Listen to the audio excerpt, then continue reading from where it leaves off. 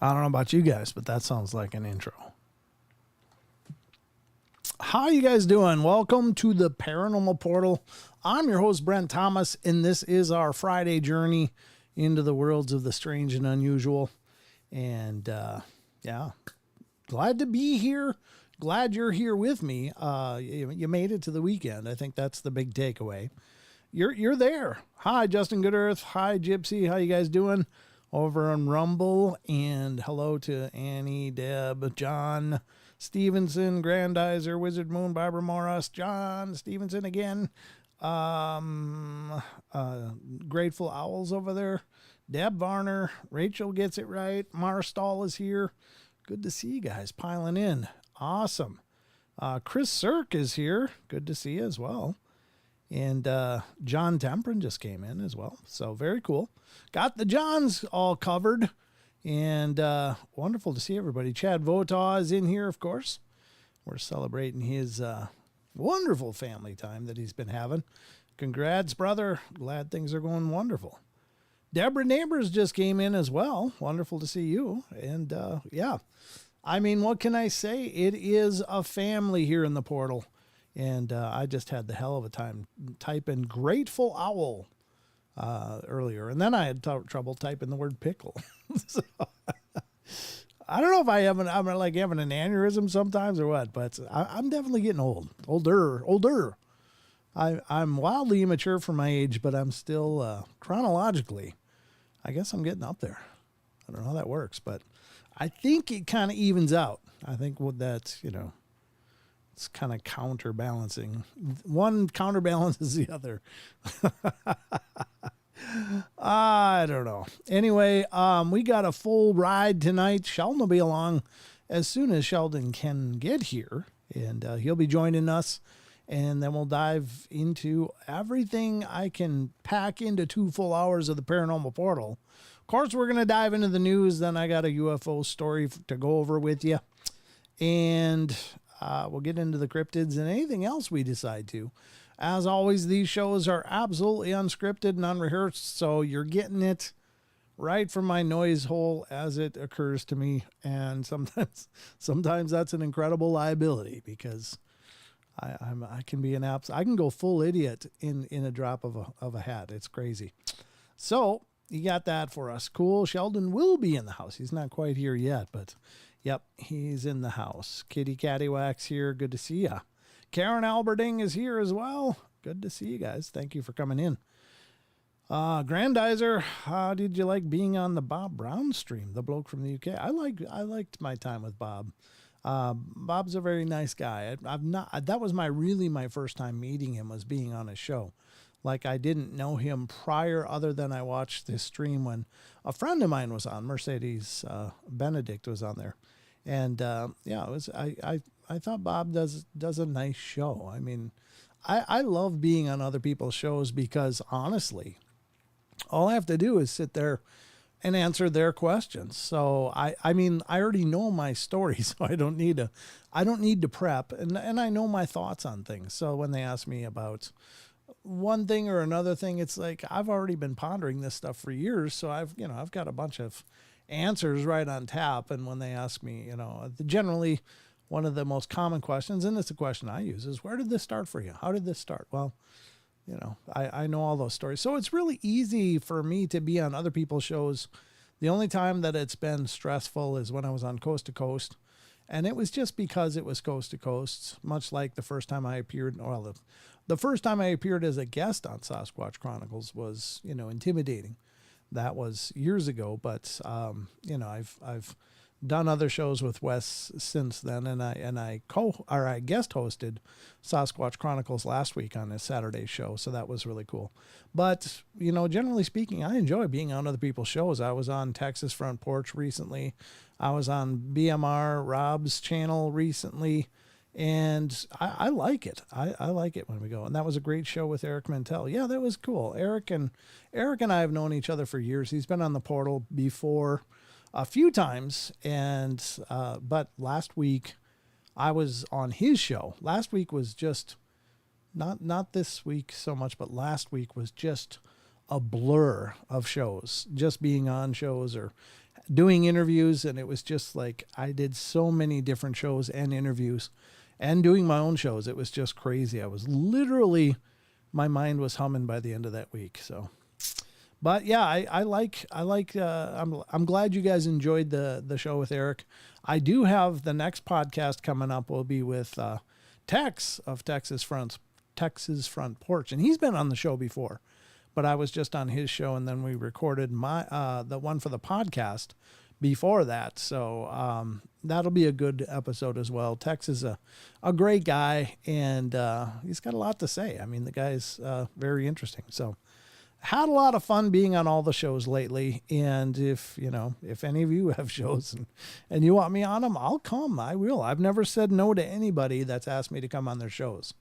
I just think it's a great opportunity to meet people. Hi, I'm here. Marie Daniel says, I'm here, almost always here, just watching on my TV where no chat activities are available.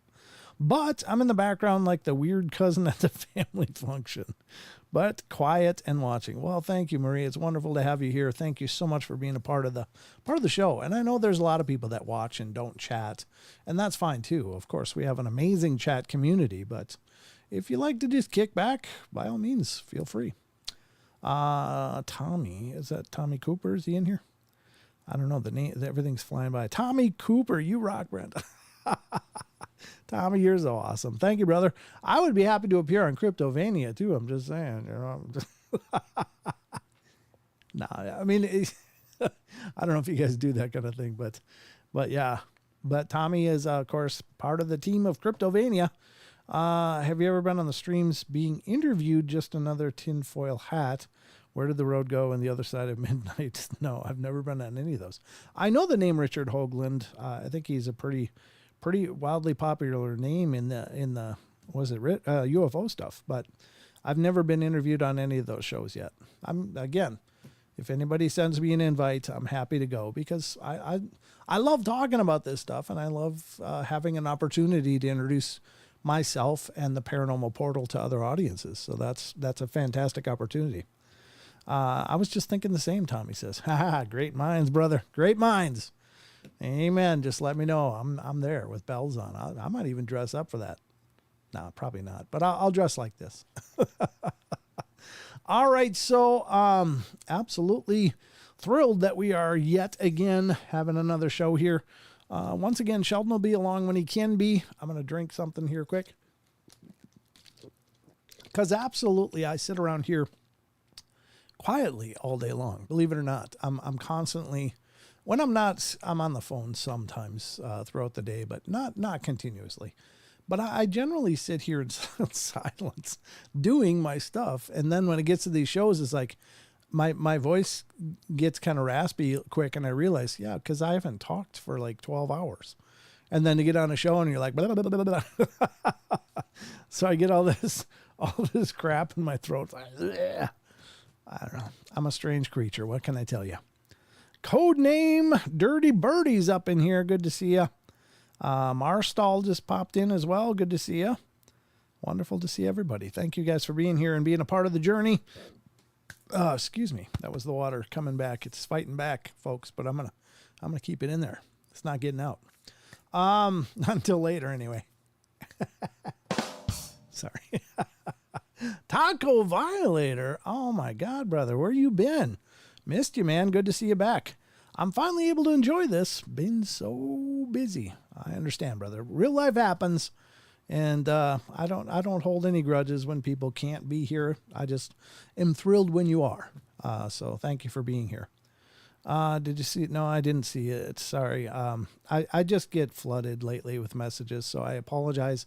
If anybody's sending me messages and stuff, I just had an interview request come literally, what was it, on Wednesday of this week. And it was a person that said, I heard you on this other show. I was on another show. I do this other show called Awake Nation every other week, it's on Rumble. I think it's on YouTube too, but it's on Rumble, and nice people. It's they're wonderful. But this person heard me on there and reached out and said, I just finally realized I want to tell my stories. And they sent me this huge list, and I didn't have a chance to get back to them. And just last night, I looked at my schedule and they canceled. And the reason was no host contact. And it's like, oh, I'm sorry, but I only have so many hours in the day that I can do this. And so, I feel bad that they decided to back out, but at the same time, it's like, I'm sorry, I don't have the opportunity to personally, greet everybody that wants to come on the show and everybody that does, the calendar events. And that's what they did, is they did their own calendar event, and it sent me this huge list. I did read through it and I was like, oh, this would be interesting.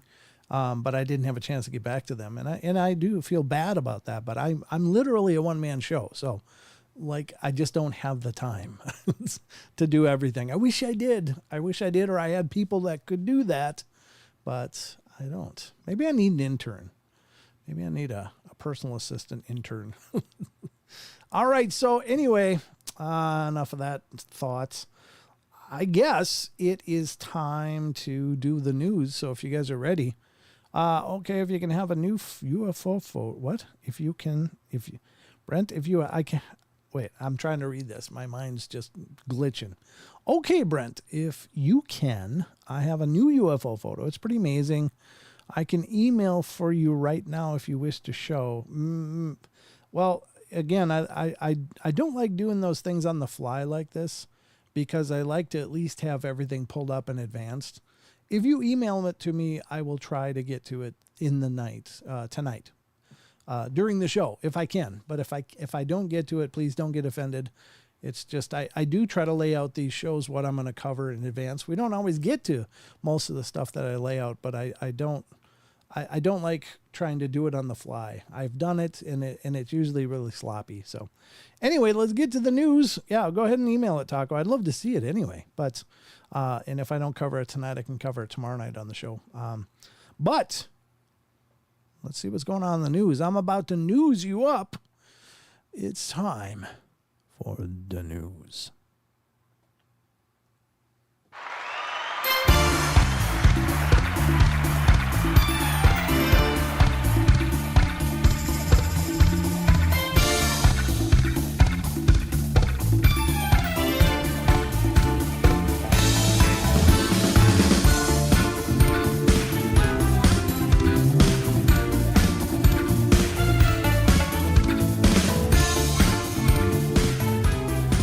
Down. You got it, Rachel. It's time for the news. Friday Night Disco. Staying alive. Hey, Nate, good to see you. All right, ladies and gentlemen, this is the Paranormal Portal News Desk, and I'm going to bring you some news because I got a hankering for some news. More news now. It's kind of like more cowbell. I don't know. Anyway, I got a fever, and the only cure is more cowbell. Come on, you guys know that one, right? All right, let's get to the news. Again, throughout the course of the show, we utilize a lot of different sites, and I ask you guys, please visit these sites. Grandizer, I remember Gary Gnu. I remember that. I used to watch that on Saturday mornings. I was just waiting for the superhero cartoons to come on, but that was kind of in the way, so I'd just watch it because it was something to watch. But please support these sites that we cover on the show. I love Blue Oyster Cult. Yeah, don't fear the Reaper. Anyway, I'm getting sidetracked, but you know, again, your traffic to these various sites really does help them keep the lights on. So please visit them. And if you ever comment on their stuff, tell them the Paranormal Portal sent you. Cause they're great sites. I definitely love all of them that we use. So the Great Space Coaster was awesome. It was okay. I enjoyed it for what it was, but I was like a cartoon junkie for the superhero cartoons, and some of them now are just so stupid and cheesy, but I was a kid, it doesn't take a lot to entertain kids. So I was one of those kids, just animate something and I'm going to watch it. Even Schoolhouse Rock, which taught us stuff, but it was still a cartoon. So I watched it. I learned about bills. I'm just a bill. Yes, I'm only a bill. sitting up on Capitol Hill. I learned about the lawmaking process. Anyway, all right. Tell them Paranormal Portal sent me and ask if you could lend him $50. Yeah, absolutely, Grandizer. Might as well milk it as long as you're doing it. All right. So anyway, let's get to the news. The first one I gotta quit doing that. I've noticed that when I'm editing my videos and stuff, I do a lot of lip smacking. So I hope that's not annoying. I've actually gotten comments like that. Yeah, too much lip smacking.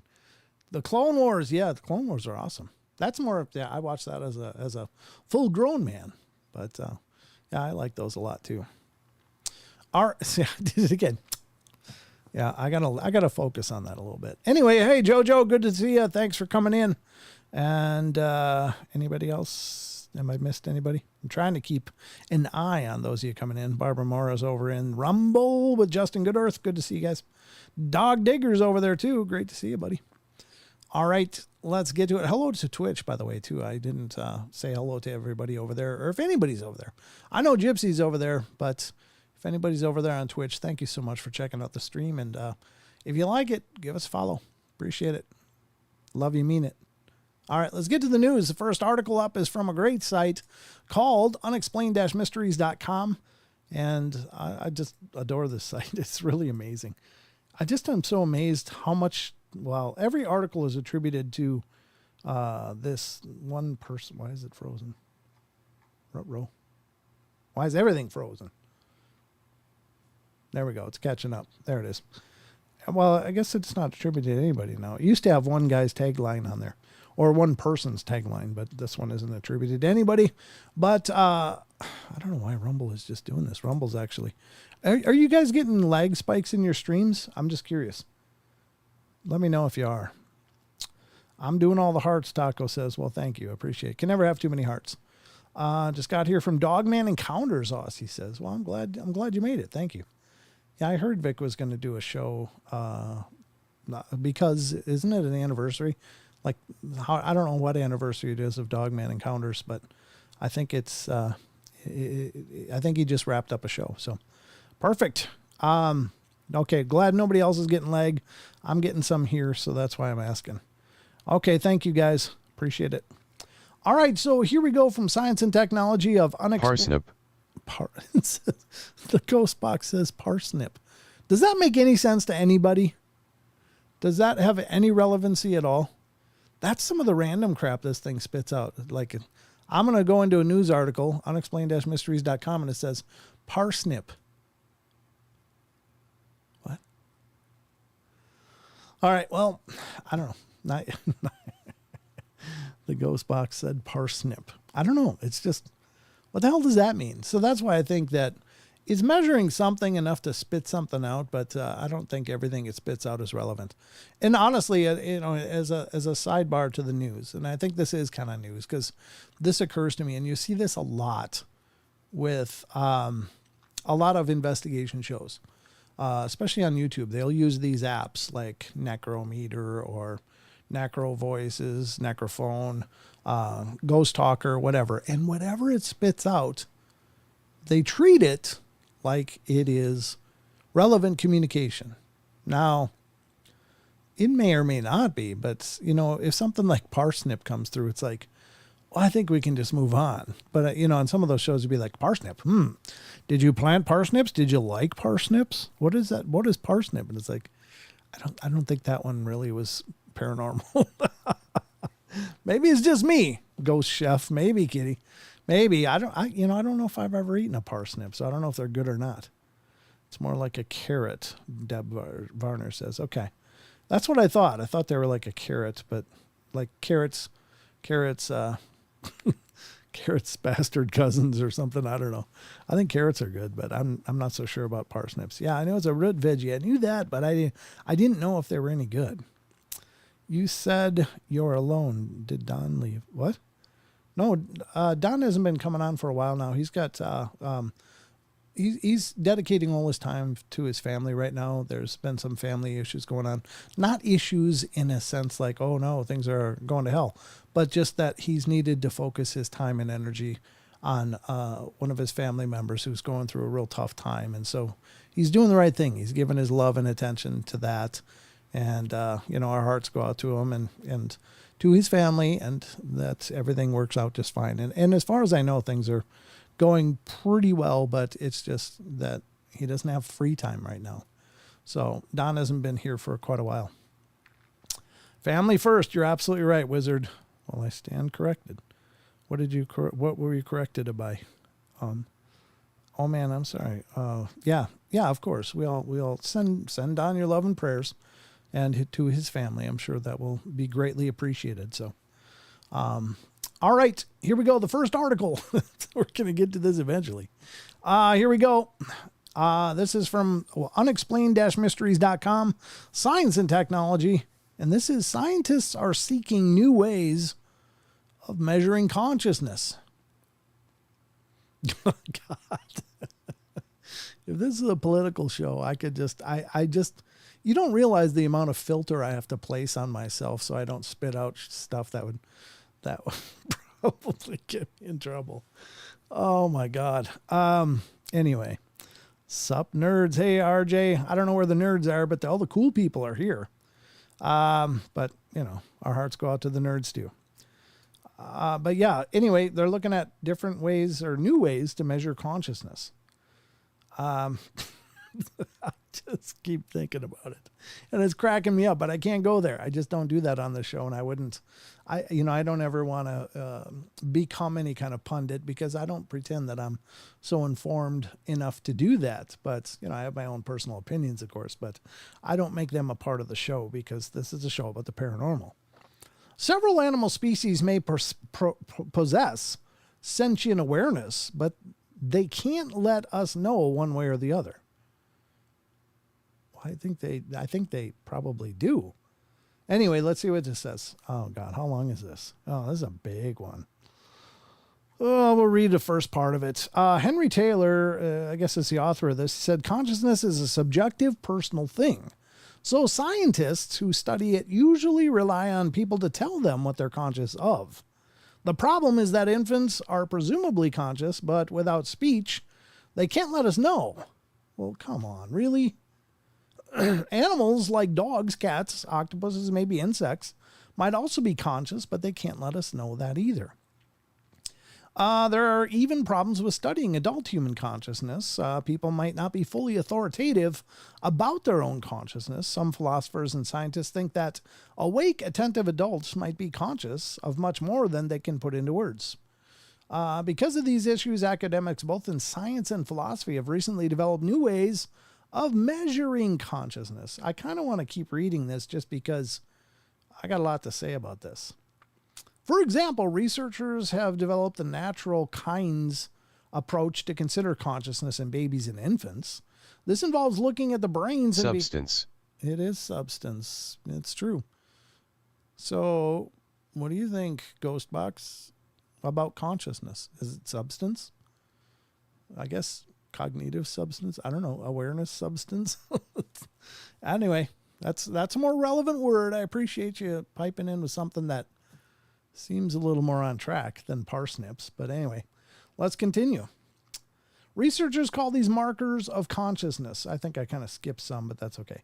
Patterns of brain activity called event-related potentials can be detected using brain scans. Scientists use this technique to identify brain patterns that are present when we consciously see something, but not when our awareness of that thing is subliminal. Some scientists think these patterns can also be found in infants, and even that this activity gets stronger as the infant gets older. But developmental psychologist Andy Bremner and I have suggested we shouldn't rely on just one marker of consciousness. If lots of markers all tell us that an infant is conscious, then we can be more confident in our conclusions about infant consciousness. Other potential markers that might work for infants include the ability to pay attention and to remember an adult's action and then imitate that action later. That's not really consciousness, though. That's cognitions, which I don't think is necessarily consciousness. Animal consciousness, let's see what it says. I just got to keep reading because this is interesting. Animals are another challenge to the study of the mind. Most people think animals like chimps, dogs, and dogs are conscious, but how far away from humans on the tree of life does consciousness go? There is solid evidence that octopuses can experience pain. Yeah, but that's not necessarily consciousness. That's just physical awareness. They will groom an injured arm and avoid locations where they've been unpleasant experiences. Yeah, that's intelligence. But the evidence of consciousness in insects like bees or ants is less clear. How would we ever know? These questions are especially pressing since they have consequences for our treatment of animals. I'm not suggesting that animals aren't conscious. On the absolutely contrary, I think they're extraordinarily conscious, maybe even rivaling our own consciousness, just not our own intelligence. I think they're very conscious because they're alive. Anything alive to a degree has consciousness. Now, I know there's some people okay, so here's the thing. I've had pets that were just bricks, and I've had pets that were just brilliant. And I love them all. They were all wonderful, but there did seem to be varying levels of consciousness in these pets. Like some of them were almost human-like in their understanding and their ability to, comprehend on an emotional level what was going on around them. And then others that were just obtuse, absolutely not aware of anything other than their basic needs. Like, oh, is it time to play? Is it time to play? It's like, okay, yeah, it can be time to play, but I've had varying experiences, but I do think that maybe there's a varying level of consciousness in people too.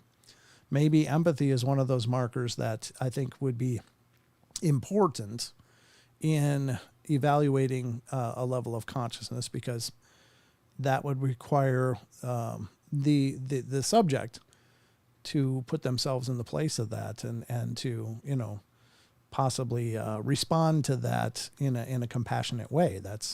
But there's so many measures. I mean, I think we're all everything and everybody has a sense of consciousness. I think all matter has a sense of consciousness, because if you agree with the idea, or if you believe that things that may have been created, if you believe in, and I'm not necessarily saying intelligent design or whatever. I don't know enough to debate whether it's intelligent designs or evolutions or whatever, but I do think that we exist as an idea in the mind of God, and that means everything exists as an idea in the mind of God, and therefore it's intrinsically woven into that divine fabric, and that divine fabric is conscious. So I think that consciousness maybe is a foregone conclusion, but trying to evaluate consciousness, I think, is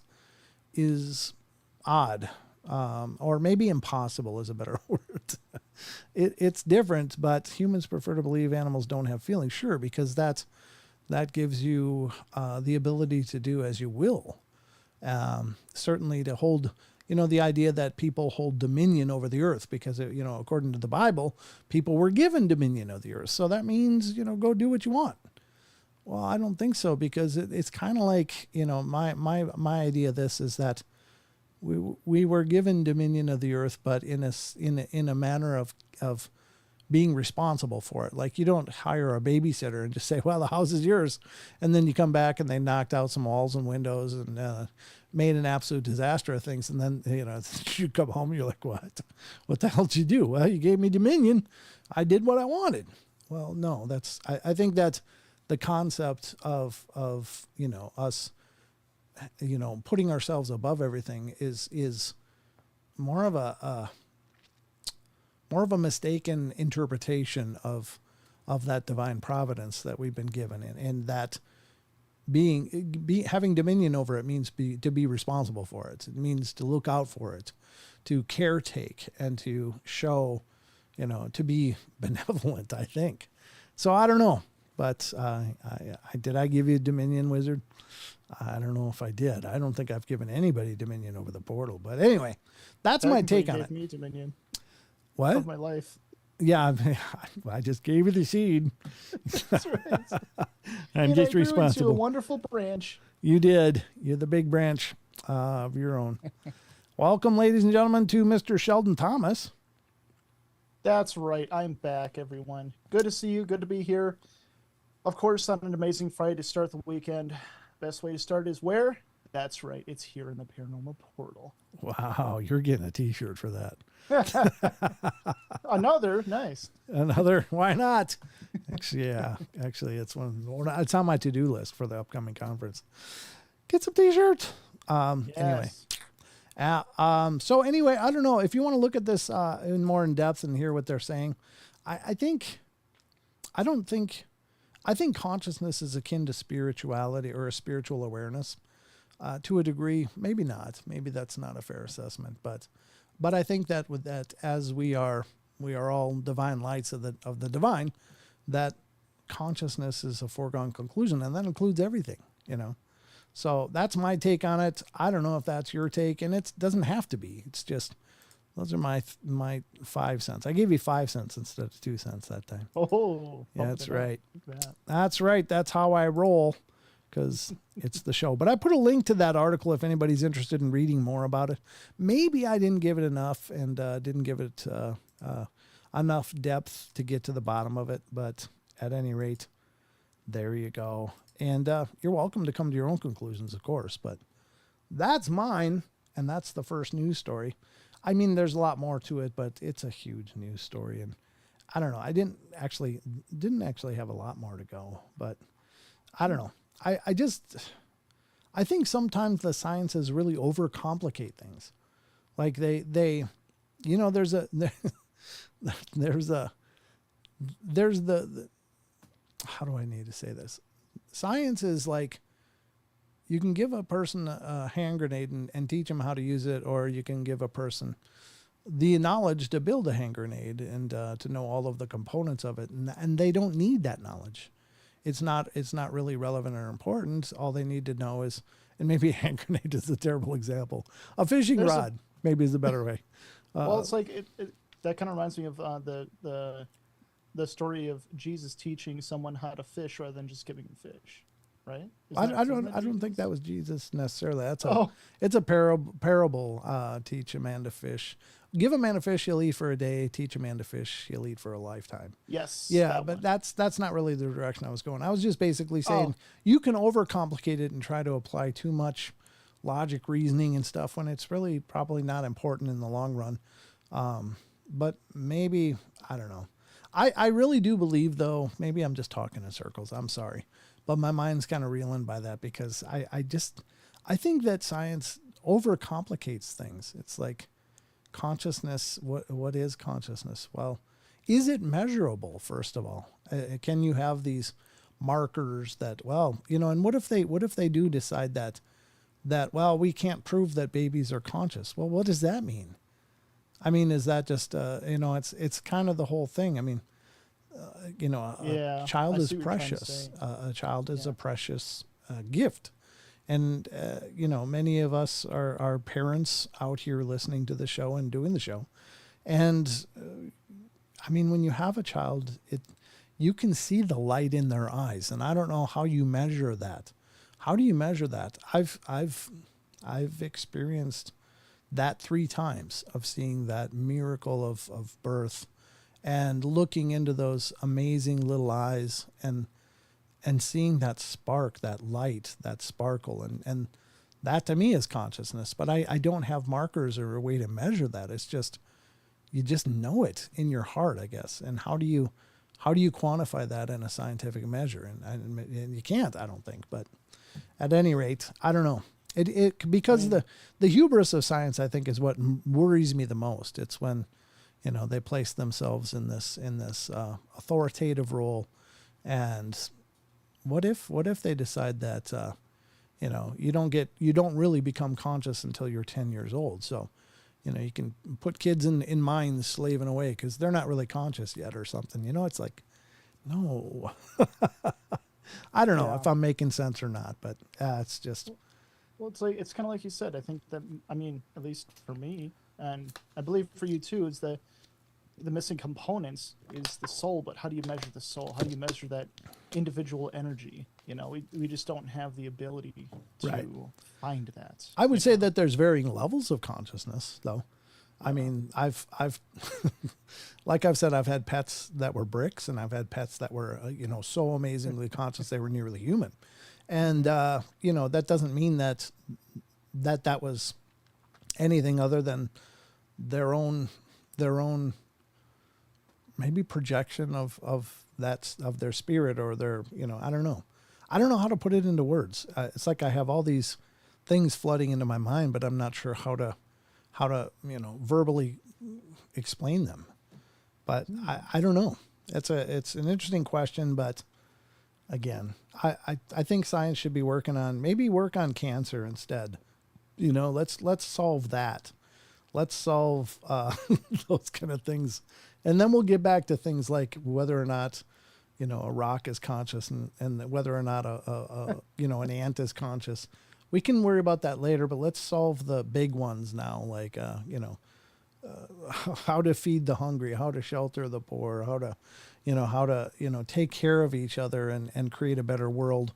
And then we'll talk about consciousness. It's like, man, there's a lot of resources going into stuff like this. I don't know. Anyway, that's just my bucket of fun. Rachel brings up a good point, as well as some other people in chat. Rachel said they developed brain organoids grown from stem cells, and they studied that they have developed sentience. Oh, neat. Wow. I haven't seen that. That's interesting. I know Rachel sent me an article, and I meant to do it last night, but I didn't, and I only have 3 stories tonight, so maybe we can do it tonight. Rachel, where did you send that to me on again? I think it was maybe on Instagram, but I'm not sure. I'll have to look. I don't know. I get so lost in my own wanderings, mental wanderings. Here we go. Here's some good news for all you Star Trek fans and fans of the weird and unexplained, because William Shatner is back, apparently with another show. I don't know. What is he? Isn't he like 90 now or something like that? This guy is like Keith Richards, version 2 or version 1, maybe. I think he's a little ahead of Keith Richards. But my God, he just keeps going. He's like, Rachel says she emailed it, by the way. She emailed it? Is that what she said? Yep. Okay. I'll check the email as soon as I can. But don't worry, folks, because Bill Shatner's back, and here's what he's got to say. William Shatner investigates UFOs and aliens in a new TV show. There you go. TK Randall, August 20th, 2024. Aliens Among Us sees the legendary Star Trek actor investigate whether or not we're being visited by ET. William Shatner has hosted quite a few mystery-themed TV shows over the years, including ongoing History Channel series The Unexplained and the Discovery Channel's Weird or What. His latest venture is Fox Nation's Alien Among Us with William Shatner, which sees the 93-year-old explore the topic of UFOs and aliens while attempting to determine if we're alone in the cosmos. Well, there you go. I guess there's some nice wigs at Temu if anybody's interested. I'm getting Temu stuff everywhere. Once you order one thing from them, it's like, God, you just get flooded everywhere with their stuff. But there are... It's what? Isn't that weird? It's almost like the tracking. Yeah, it's cookies. It's cookies. They track you. But there are rumors that the American government has reverse engineered things. They found debris that they think came from spaceships. But the mystery is, why haven't they landed on the White House grounds and said, here we are, and we've got to stop the wars and the squabbling. And there's bigger things than that out there. Why haven't they revealed themselves? I don't know. Aliens Among Us with William Shatner is streaming on Fox Nation now. Well, yeah, maybe they aren't real impressed with our governments, and so they're ever since Eisenhower, they haven't bothered visiting any more government heads. I think Eisenhower was a good guy though, but there, between then and now, there haven't been a whole bunch of great presidents. It's been a few, but not a whole bunch. All right, so that's a new William Shatner show coming up at 93. I mean, this guy's like the Energizer Bunny, right? He's going, yeah. Yeah, he's just running around beating his bass drum. Oh, there goes Bill. Bill's off doing another show. That guy's a machine. All right. Well, there you go. What? That can't be a current picture of him, is it? I don't know. I don't know, to be honest with you. That's crazy. He's aging incredibly well if that is current. Yeah, it might be 20 years old for all we know. I don't know. That's true. I don't know what he's got cooking on personally, but yeah, that's amazing. I did talk to some people that were on his Unexplained show, and they said they never met the guy. They were on an episode or two, and they said, yeah, you just go into a studio or something and they film your parts, but you don't ever see Bill. So maybe that's why he's still making it okay, as he's staying away from all the germ cultures. Maybe. He's in his little his oxygen bubble in his living room. What is going on in the world? I don't know. That's my best Bill Shatner. So anyway, you got to have long pauses in there. Keep your day job. Yeah, well, this is it. This is it. Thank you, Sheldon. No. Okay. All right. Sorry your connection's not good. Clicking. Oh, no. That was my hang up on you sound. So. Yeah. Sorry we lost Sheldon. Dang it. Shucks. We'll have to keep going without him. All right. Let's continue. You crack me up, you little bastard. All right, let's get to the next and last one, unless I can dig up Rachel's, and then I'll look for Taco's picture as well if he sent it. Since I'll be digging through the email anyway, because now I got two things to find. All right, this is, what is this one? Oh, geez. No, this one's not bad. It's not attributed. Oh, it is, a TK Randall. Okay, from unexplained-mysteries.com comes Secrets of the Long-Lost Dodo revealed in comprehensive new study. How'd they just figure it out now? Aren't they all dead? I know. Yeah, we've uncovered their journals. We found their database. I don't think so. How do you learn more about dodos when they're extinct? Let's see what it says. Much has been written about the dodo over the years. Really? I thought they were basically food for wandering sailors, and that was about it, right? And they weren't really smart, so that's how they all died out. They're flightless birds. But very little of it is based on what the birds were like in life. Love this already. This iconic flightless bird, which once inhabited the island of Mauritius, I guess, is perhaps the best known example of a species hunted to extinction by man, a creature that has since become synonymous with the idea that our activities on this planet can have dire consequences for other species. The first reported encounter with the dodo was by Dutch sailors in 1598. And in 1662, the species had been completely wiped out due to hunting and the destruction of its habitat. But what were these birds really like? And what can we learn about them now? Again, what can we learn now? They died. In a new study, researchers set out to put all the common misconceptions about the dodo to bed by looking through more than 400 years of scientific literature and collections.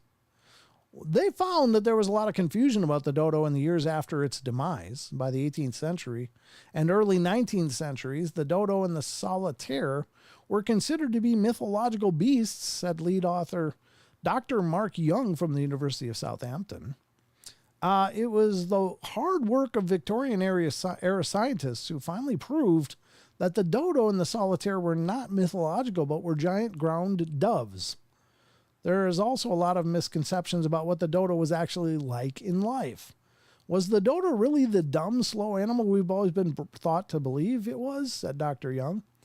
The few written accounts of the live dodos say it was a fast-moving animal that loved the forest. Well, that's where it lived. I mean, it's not like it had a choice. I think I'm going to take the condo. It's like they're in the forest. Of course, they love the forest. Evidence from bone specimens suggests the dodo's tendon, which closed its toes, was exceptionally powerful, analogous to climbing and running birds alive today. The dodo was almost certainly a very active, very fast animal. Not fast enough. You can't outrun a bullet. All the other kids with the pumped up kicks, you no. better run.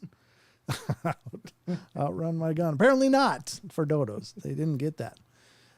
Well, there you go. I don't know what these other birds, it looks like parrots or something. But anyway, did you know that? You might not have known that before today. I don't think I did, but I didn't know if they were fast or not. I don't know how big Mauritius is, but it doesn't matter how fast you are. If you can't fly and you don't have a lot of land to work with, you can be fast as hell, but you're going to hit the other side of that land, and then it's dinner time. Anyway, that's the dodo.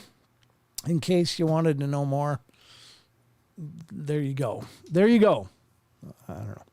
So Anyway, all they learned in their big studies that they had strong tendons. That was it. We've uncovered a new groundbreaking research into the dodo. It had big tendons. Thank you.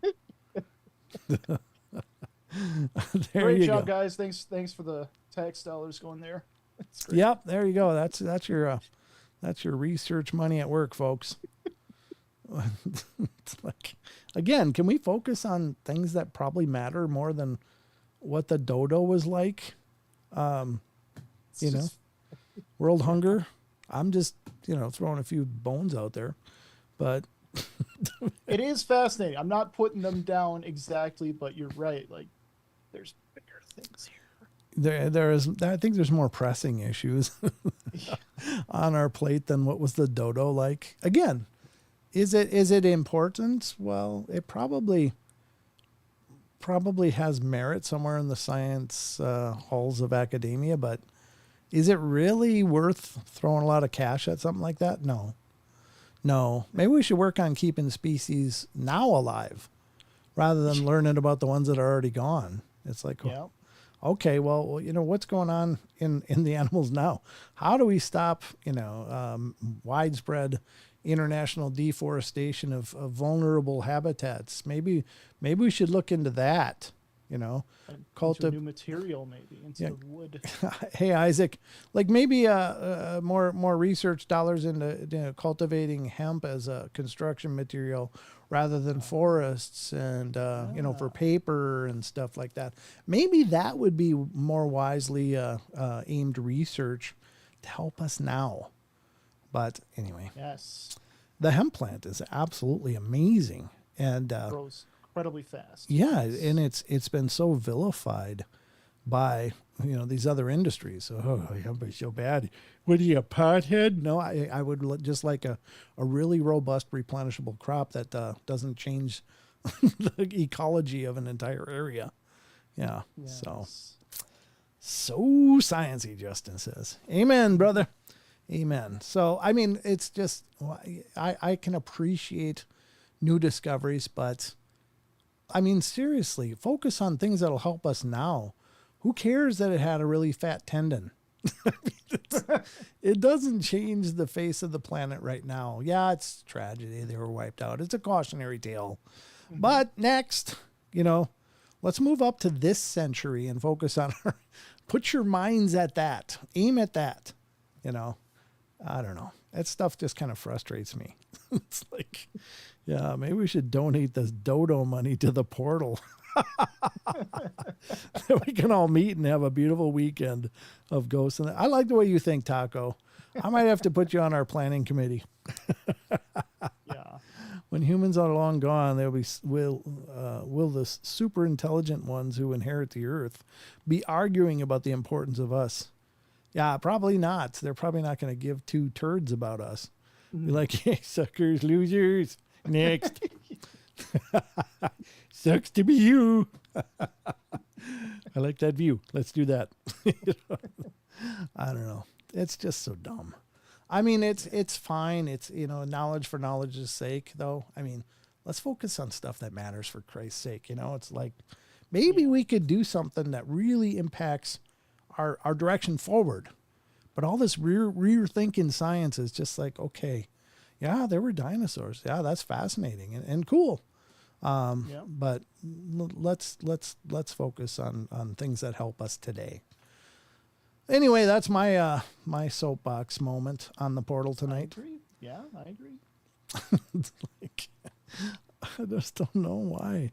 Why is that so much interesting? They'll be discussing the importance of Pepsi. They'll probably think that we worship chickens or something because there'll be like more chicken bones than any other thing. Oh, they love chickens. Oh, God, they were their gods. Yeah, probably.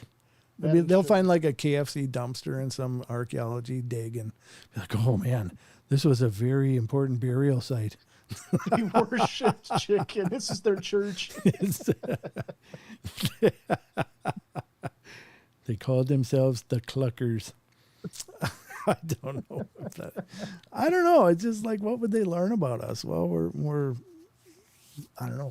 We're good at looking backwards, not so much forward. So, Very true. all right, let's call that the news. Let me go through the email here quick, Sheldon, and see if I can find. Oh, there we go. All right. Oh, we even got a picture, little photo. Hold on, I got to blow this up because it's right in my email. Ooh. Holy. All right, here you go, folks. This is a picture from Taco himself that he took. And there it is. Some kind of orbish thing up in the sky. Does look like a ball of plasma, doesn't it? Yes, it does. It's kind of pearlescent. I don't know. Is there anything visible in this? Is there any sunlight or anything that could cause a lens flare? I'm not seeing anything. Sorry, I don't mean to put your information out there, but that's a great picture, dude. That's a pretty wild capture. I'll have to bring that out and let me do this and show you guys the picture of the baby. I missed you all. Here's my little baby. Waiting for it here. Wait for it. Oh, look at that little doll. Oh, she's a doll. She's a little sweetheart. Let's. It's very big on my email, and I'm sorry, but here's little Taco. Maybe we'll call her Nacho, little Nacho. since you're the taco violator, she can be the nacho violator. That's sweet. Oh, she's adorable, dude. Congratulations. New album name for Brent. What is that? What is the album name? Oh yeah, she's beautiful, dude. That's awesome. Mm-hmm. She's really grown up. It's hard. Last I knew she was a little peanut and now she's a full grown kid. That's crazy. Time goes too fast, folks. Congratulations, Taco. That's beautiful. Congrats. All right, now I got to see if. Congrats. Taco says she loves the portal. Aw, well, she's got amazing taste as well. Yeah. She's obviously being raised right, is all I'm going to say. That's right. That's some good parenting right there. I'm looking for Rachel's thing. Where the hell?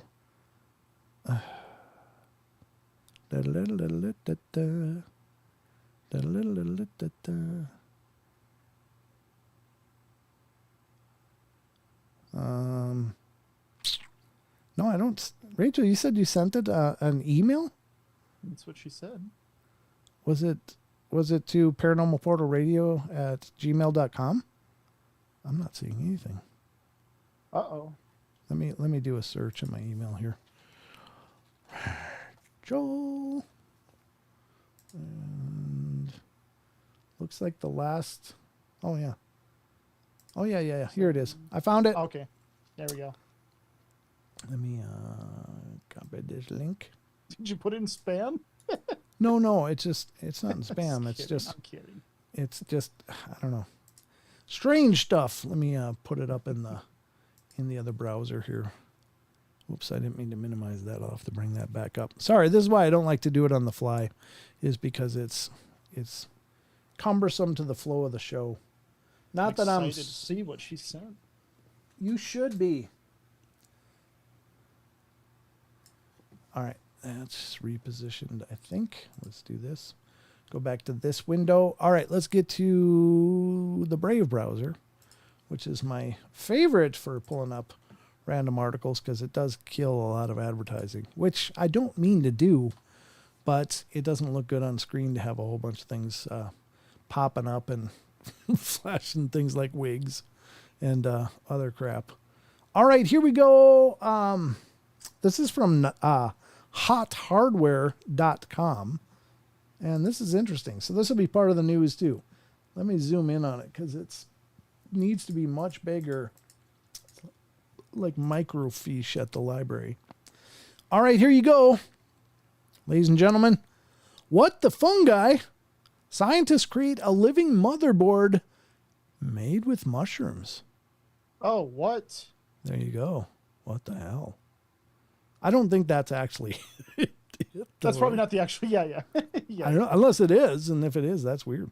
Researchers have been investigating how fungi can replace or benefit existing computer architectural components, and studies have recently been completed that show it is possible to implement basic logic circuits and basic electronic circuits with mycelium, the network of fungal threads usually hidden deep beneath the fruiting fungus body.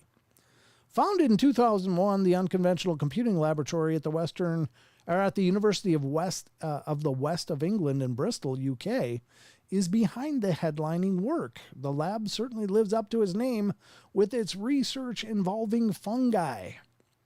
You're a bunch of fungi. Come on. There you go. Thank you. Oh my God! You added that sound. Oh my God! I didn't add that. It's been here all along. Oh my God! All right. Jesus. Let's see where at the university is the UK's only so-called wet lab, which mixes chemicals, liquids, biological matter, and electronics to search for breakthroughs in computing. I don't know. That sounds devastatingly scary to me now that I'm reading that. Yeah, it's terrifying. It's not just you. Yeah. Yeah, it's like, wait a minute. What if they put a couple drops on somebody and you become a droid? It's like all of a sudden you turn into a Borg or something. Like, cannot compute. What the hell? All right, so one of the repeating themes in the lab is looking into how nature computes and elements of nature that can be used by humans to fit into practical computer systems. The lab, I thought it said the jab. It says the lab also readily acknowledges the limits of classical computing with binary data.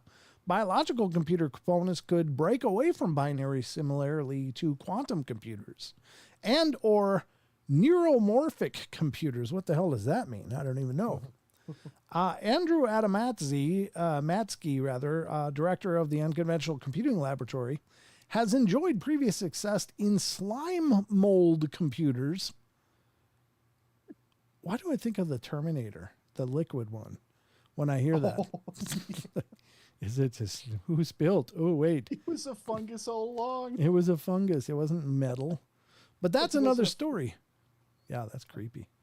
His more recent work has pioneered both fungal computing and fungal electronics. Adamatsky found that mycelium reacts to electrical pulses similarly to brain neurons. And thus, it is expected that this living organism could be used for artificial neural network-based computers. Aha. There's some cool waveforms that don't mean anything to me, but probably look impressive. Spiking responses from the stimulated mycelium are more complex than the classical computing zeros and ones. A spike could be read as a 1 and the absence of the spike as a 0. Yeah, that's binary. With the timing and spacing of the spikes read for greater dimensions or the representation of various logic gates, it has also been discovered that different fungi have different geometries, which can compute different logical functions. The lab has been working with oyster fungi, which are delicious, by the way, Pleurotus diamor, ghost fungi, you like that one, which is Omphalatus nidiformis, bracket fungi, which are those things that grow on the side of trees, those shelf-looking things, which is the only reason I know some of these is because we do mushroom hunting. Gandomyrna resinaceum. I don't know what enoki fungi is. It says flammolina. That sounds like fire. Volutipes. Split gill fungi. I'm not going to read all these Latin names, Jesus. And caterpillar fungi during the feasibility studies. The potential of fungi in computing goes further than as a medium for neuromorphic computing or processing, which again, I don't know what the hell that means. Another feature of the lab observed was that when mycelium points were stimulated... Triangle. It says triangle. Well, that's kind of... Three things around you. What? Oh, there were? I didn't see that. They're saying triangle. I don't know how that relates, but it's geometric, which is kind of interesting. Because it maybe, look at these. These are triangles, right? So maybe that's what it was referencing. Yeah. I mean, it could be. It's kind of a stretch, but I'm just going to put that out there. Where the hell was I? Neuromorphic computing or processing. Another feature the lab observes that the mycelium points are stimulated. They could create a memory with a similar underlying mechanism to how brain cells form habits. Thus, fungus shows it could potentially replace some of the most essential classical computer components like the computer processor, memory, and storage. We've already highlighted some of the advantage of fungal computing, like the way fungus is a good fit for neuromorphic computer architectures, but there are more. Probably one of the more exciting futuristic qualities of mycelium-based computer would be that, like the organism, it should be highly fault-tolerant and be able to self-regenerate. Can you imagine you could just regrow your RAM? That'd be cool. Also, if there was ever the need for a fungus supercomputer, there have been fungus specimens recorded as large as 2,384 acres. Oof. Or nearly 4 square miles in size. And it's an ostoye in Oregon. An Armillaria ostoye in Oregon. God, that's a huge mushroom. Well, there you go. Mushroom computers. Wouldn't it be weird? It's like, well, now my computer's getting slow and you got to open up the side and missed it. I was going to make that joke earlier. Oh, too late. I took it. Ah. You snooze, you lose. Anyway. Oh, shoot. Rachel says the ghosts were standing in a triangle kind of pattern. Oh. And I do remember that is actually correct. Yeah. Wow. Where was the right around me at the center of that? It was below the U dot. Oh, well, that means they were standing behind me. Yeah, triangle pattern. Whoa. Wow. Well, I guess they're tuning in. They're interested in this stuff, folks. Oh, God. Ghosts were standing in a triangle kind of pattern. Huh. This idea terrifies me. What? This fungal computer idea terrifies me. I don't care so much about the fungal computer. That's fine because the whole idea of utilizing silicon is limited. I mean, the Moore's law can only go into effect so many times before you just can't shrink it anymore in order to fit more transistors on a wafer.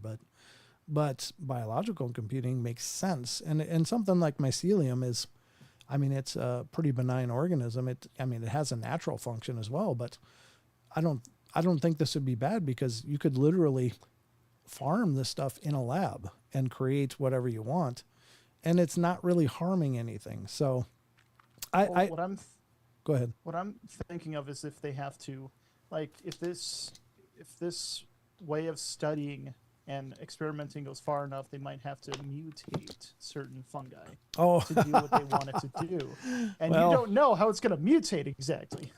Well, yeah, we're going to have fungal giants running around, Yeah. I mean, there's those weird fungi that exist in nature, and they'll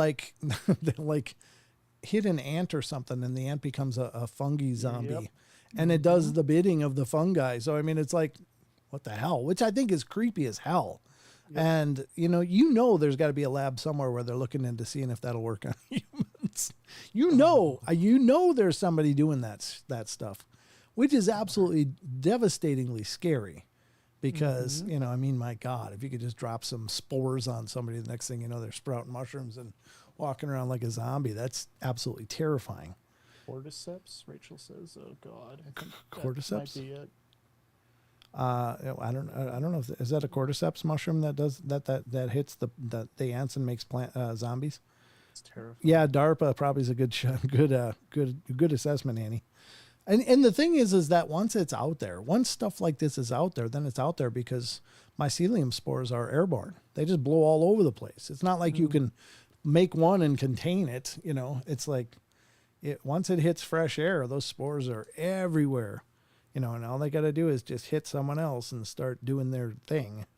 And that stuff is just, that's why nobody should tamper with nature, because, and that's how we got the COVID, from the lab stuff. It's like, yeah, obviously. And it's how many, these monster viruses were created. I'm sure, Oh yeah, the Last of Us show. That's what I was thinking of too, Dirty Birdie. Yeah, creepy stuff. But anyway, thank you, Rachel, for finding that and bringing it to our attention. I think that stuff is cool as long as they're using the naturally occurring mushrooms and are not engineering new versions, because that's just another way stupid thing. That's like, hey, let's see if we can make better honeybees. Yeah, thanks for the killer bees, dicks. Is that where that came from? Yeah, killer bees were taking American honeybees and crossing them with Africanized honeybees. And that created killer bees, and they were done in like Central America. And they got out, and that's why there's killer bee swarms and hives and stuff all over the south of the United States and in Mexico. Humans are horrible at containing things, I swear. Well, they're great at making stuff. It's just, people screw up. And that's how things like that happen. Yeah, I think they escaped during a massive tropical storm, and some damage happened. Bees took off. Oh, no. Thank you for that. Yeah, they make a lot of honey, but they kill everything that gets near them. So there's a YouTube channel of some guys that go around. I think they're in Arizona, and they go around going after these hives. And you should. I mean, they're wearing these mics as they're doing it, and these damn things are hitting those bee suits. It's like all you hear is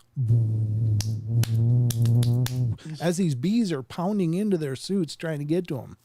It's like they are so freaking aggressive, and not only will they like go in like frenzy swarms, but they'll follow people for 300, 400, 500 yards. They won't just stick by their hive. They want to kill you. It's like they want you dead.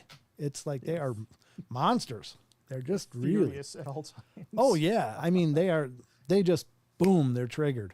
If you just brush even a honeybee, I was just talking with my cousin Paul, you brush a honeybee by accident. If you cousin Paul used to have beehives, and he said, you have to be really careful when you're harvesting the honey or taking out those shelves of honeycomb, because if you set them down and you smash a bee by accident, one bee, the hive will go into a swarm because it releases pheromones, and all of them trigger off of that, and then they just go nuts. Well, it's like times 10 on a killer bee swarm.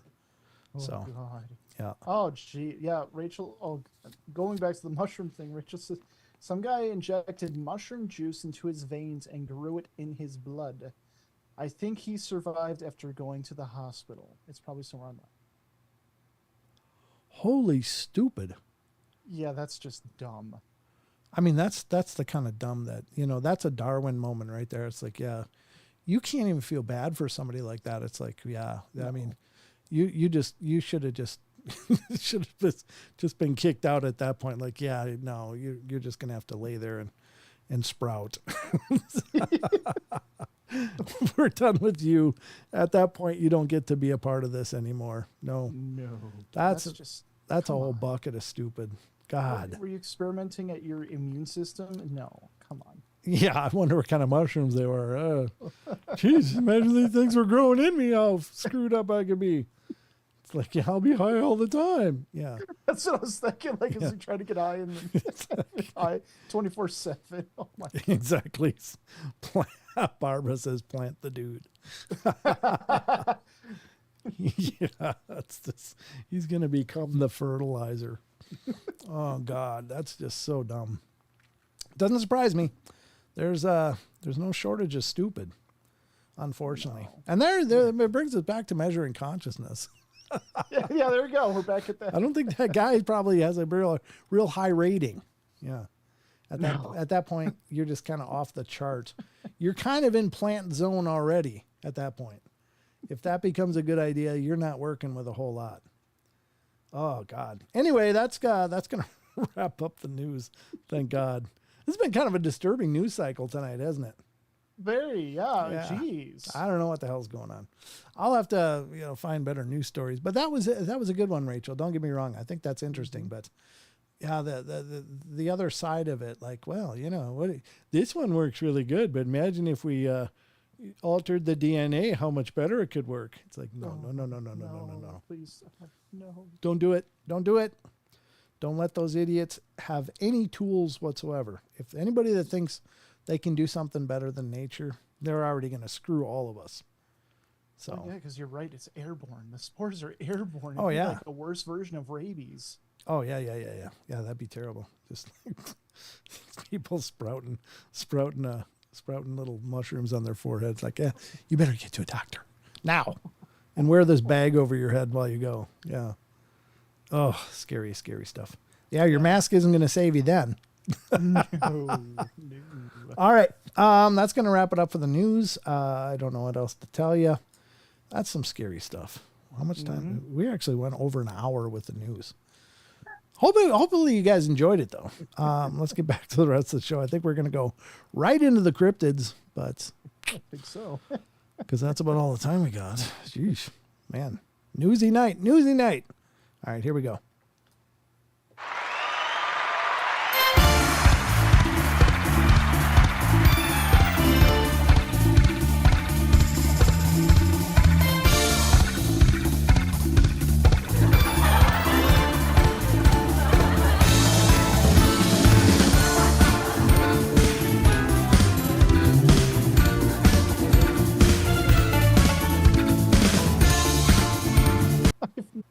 Versions of Sheldon's hard drive. I know. All right. It's like insane in the membrane, right? I guess so. Insane in the membrane. Insane in the brain. Wait. What? We're back, but the quality is garbo. Well, click the little gear Oh, icon. there we go. Okay, we're back. All right, we're back on Sheldon's computer. Please, guys, let me know. John Temperance says, your screen keeps refreshing. Okay. I don't know what happened, but just waiting to see. Deb says, welcome back, guys. So I guess we're back. All right, Wizard Moon clapping. Okay, we're back. Okay. All right, good. I'm glad everybody's back. I don't know what YouTube's doing. Maybe they don't like me talking about controversial subjects. So they turned down like, watch it, bud. They turned down my throttle. They went, gonna give him 380 pixels. 380 pixels of stream, and that's it.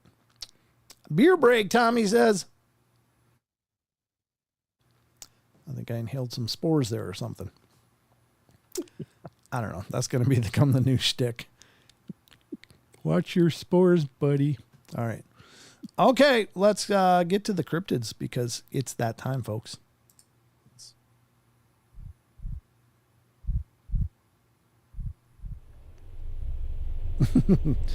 Barbara, dodos aren't that controversial.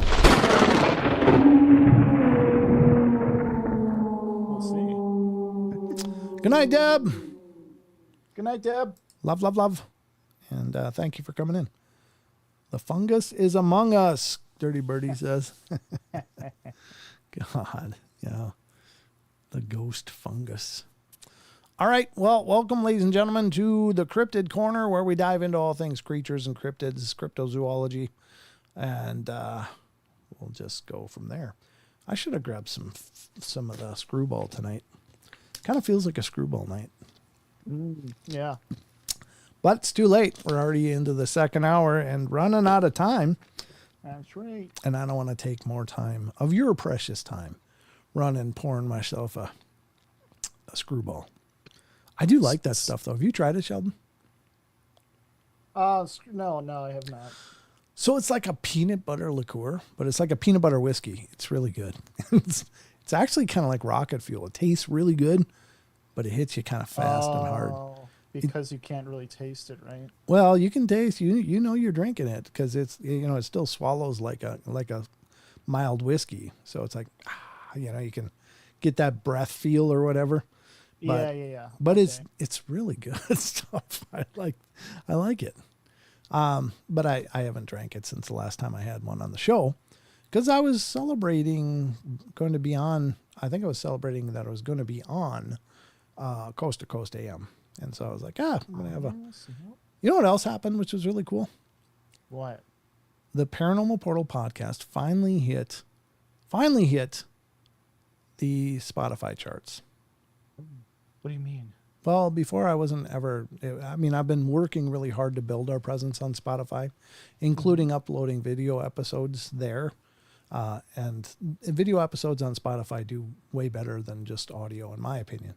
But as soon as it was growing and growing and growing, but it was growing very slow. But finally, we charted, as of yesterday, it was the first time I saw it, charted at number 41 in the science category. And today it was 40. So it's climbing up the Spotify charts. I'm hoping to get up there near the top 10 eventually. That'd be really cool. But also, the Paranormal Portal podcast is, let me look at this. I'm going to just share this with you guys because I know a lot of you guys are listeners of the podcast, but a lot of you don't really know how the portal relates to other podcasts out there. But right now, the Paranormal Portal on the iTunes charts for natural history, which is where that's our category, and that's also the category for Sasquatch Chronicles, The Confessionals, Mysterious Universe, and just Cliff and Bobo's, Bigfoot and Beyond,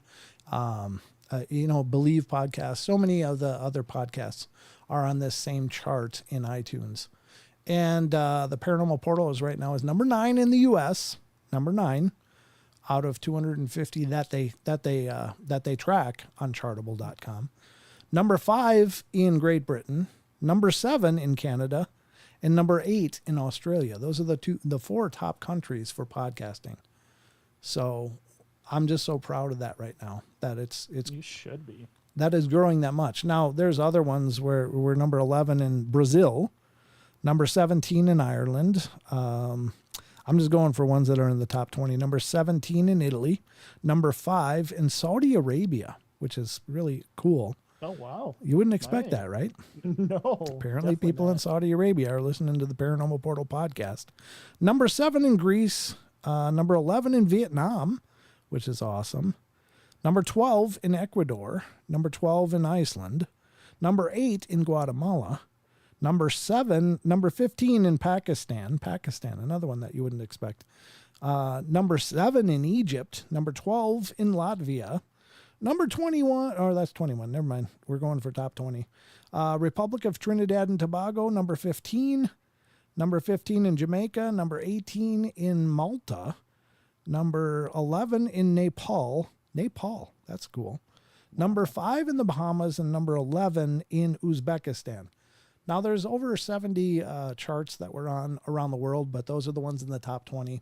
A lot of them, this is tracking both science and natural sciences. So natural science is a subset of science.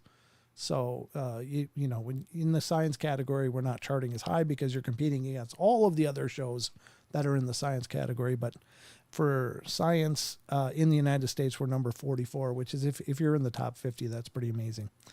So very cool. Number 49 in Canada for science, 56 in Great Britain. So you get the idea. But I'm so proud of that. And I have all of you to thank for that, that are listening to the podcasts and helping us grow. So thank you for all your love and support. It's doing amazing. And where's Spotify? Still number 40 on Spotify as of this evening. So wow. So I just wanted to share that. Oh, so just so I don't forget, Aussie Tiger says Screwball has been taking off the shelves due to a contamination issue. Oh. Just so you know. Well, that's okay. I feel like it's contaminating me every time I'm drinking it. It's contaminating me with alcohol. The alcohol probably kills anything anyway. Yeah. It's like, what is it? Unflavored yogurt is like the only thing that doesn't cause cancer or something like that. It's like, well, something's going to get us anyway. Paranormal Portal rocks. Thank you, SoCal. I appreciate that, brother. But that's, it's all of you guys that make it rock. I don't advertise anywhere.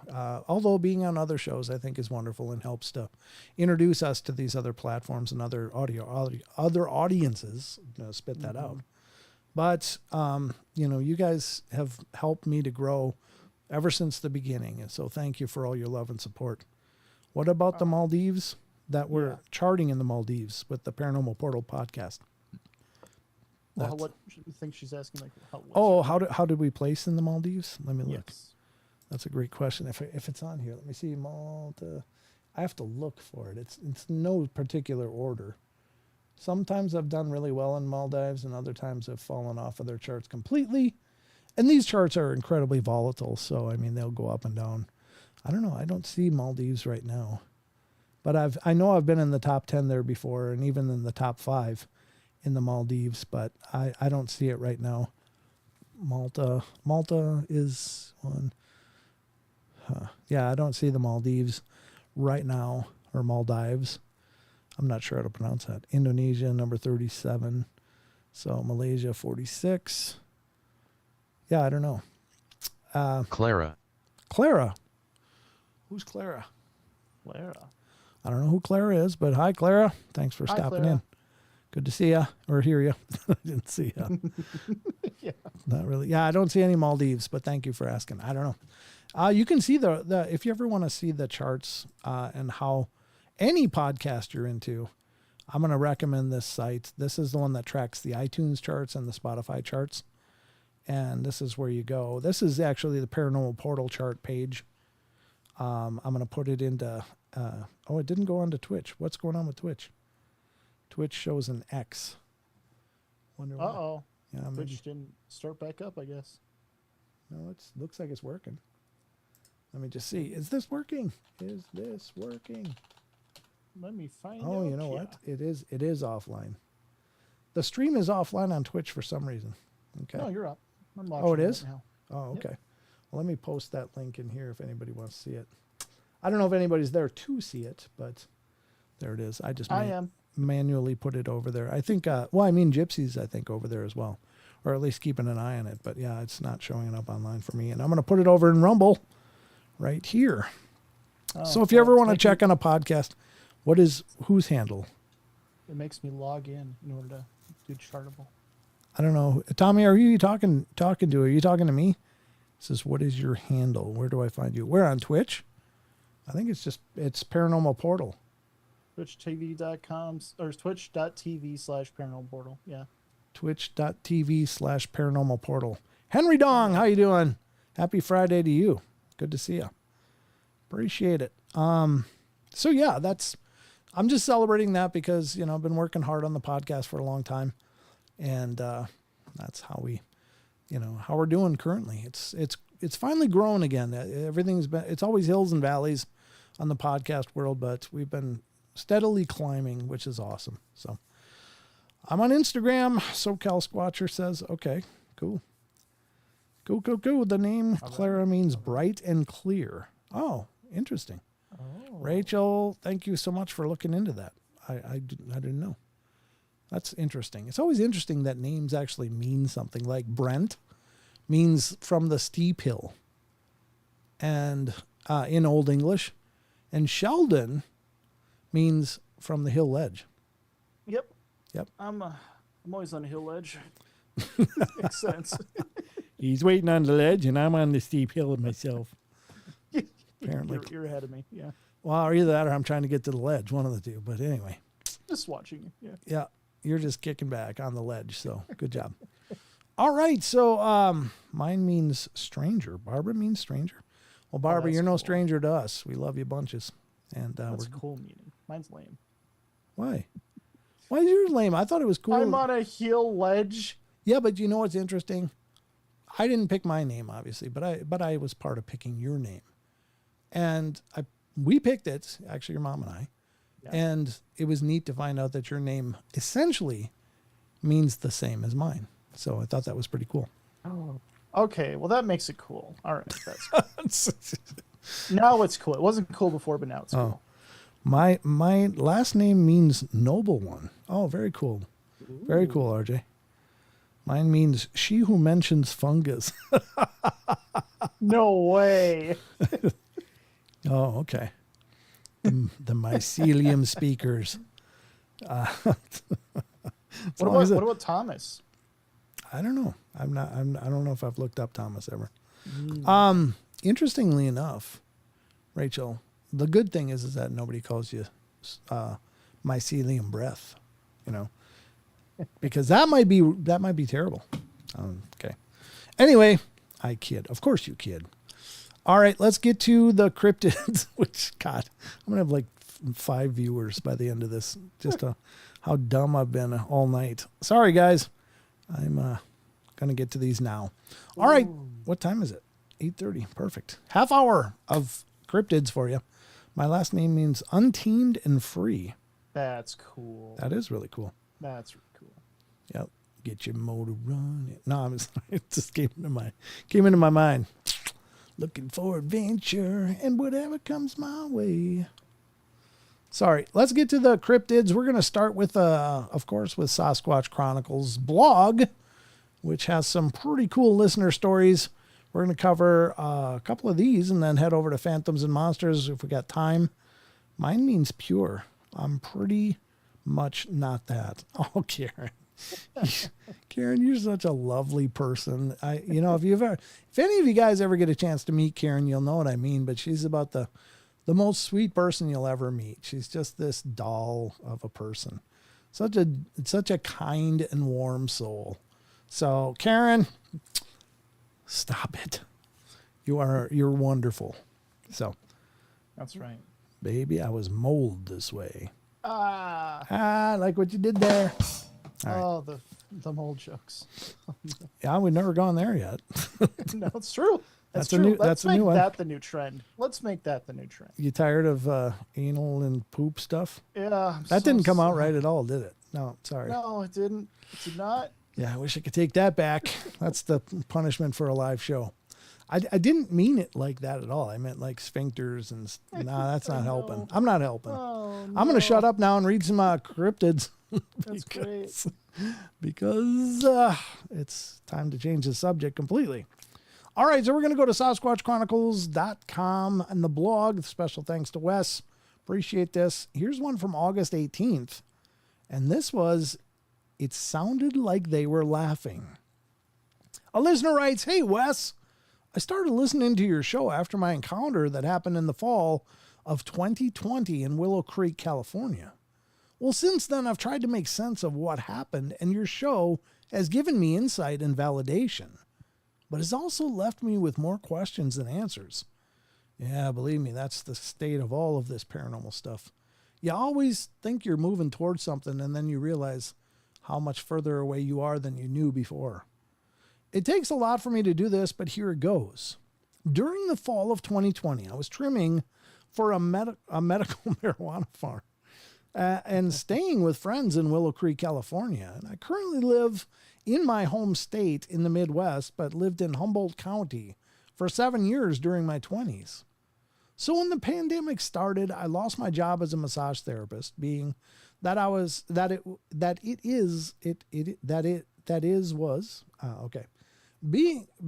it was an awkward time to do my job anyway. I figured, why not see my friends and make some money while waiting to see what would become of my career. Well, by the time my encounter happened, it was October, and I've been working out west since July. Autumn in that area is typically busy with travelers, so I thought it would be cool to meet a guy on a dating site while visiting to help pass the time. Well, right away, I hit it off with a fellow farm worker who happened to be right down the road. We went out for dinner and decided to continue the night by laying under the stars at a local campground called Camp Kimtu, right outside of Willow Creek in the Trinity River. The campsites were further down the road, but we decided to pull off on the beach by the water. Since I had been living due on the road, my car was full of camping gear. We took my sleeping bag with blankets down a path to the water, not far from my vehicle. For the record, we did have 12-pack of Steelhead Ale, my favorite local beer. But each of us only had 2 beers, one at the restaurant and one on the riverbank. It wasn't long after laying there that it started to rain, so we ended up getting into my car to wait out the rain. Well, the rain lasted about an hour, which to my knowledge, it was the first rain of the season. And during that time, we stayed inside until it stopped. Well, eventually we made it back out, but decided to just sleep there and continued hanging out.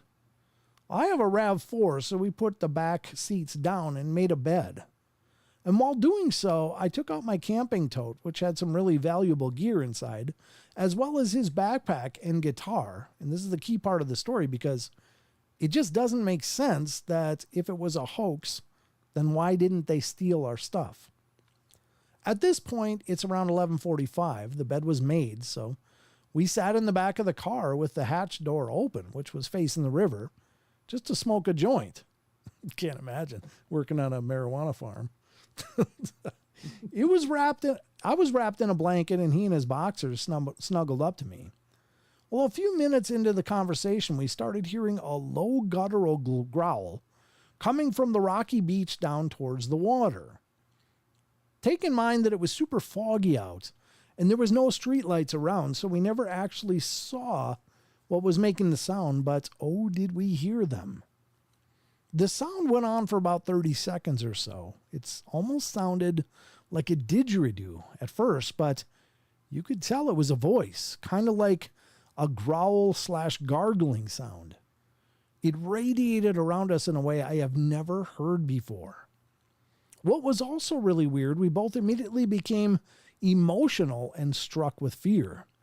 It was like my body became immediately paralyzed.